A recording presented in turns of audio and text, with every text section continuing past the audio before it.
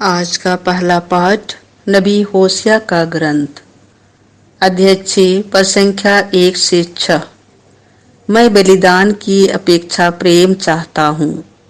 आओ हम प्रभु के पास लौटे।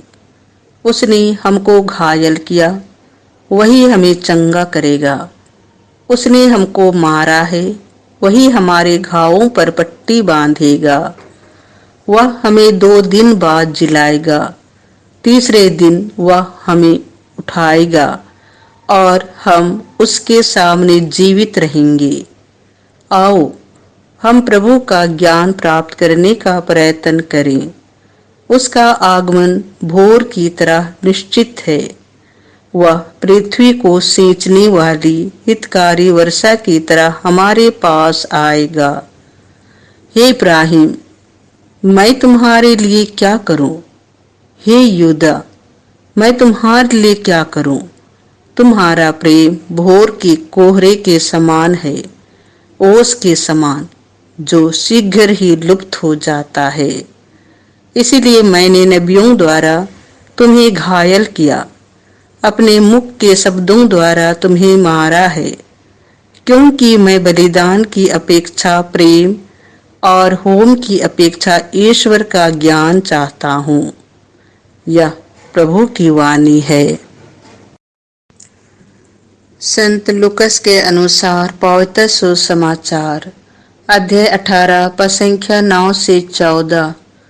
फरीसी नहीं बल्कि नाकेदार पाप मुक्त होकर अपने घर गया। कुछ लोग बड़े आत्मविश्वास के साथ अपने को धर्मी मानते और दूसरों को तुच्छ समझते थे। यीशु ने ऐसे लोगों के लिए यह दृष्टांत सुनाया। 2 मनुष्य प्रार्थना करने के लिए मंदिर गए, एक फरीसी और दूसरा नाकेदार। फरीसी तन कर खड़ा हो गया और मन ही मन इस प्रकार प्रार्थना करने लगा, हे ईश्वर, मैं तुझे धन्यवाद देता हूँ कि मैं दूसरे लोगों की तरह लोभी, अन्यायी, व्यभिचारी नहीं हूँ और न इस नाकेदार की तरह ही। मैं सप्ताह में 2 बार उपवास करता हूँ और अपनी सारी आय का दशमांश चुका देता हूँ। नाकेदार कुछ दूरी पर खड़ा रहा। उसे स्वर्ग की ओर आंख उठाने तक का साहस नहीं हो रहा था। वह अपनी छाती पीट पीट कर यह कह रहा था, हे ईश्वर, मुझ पापी पर दया कर।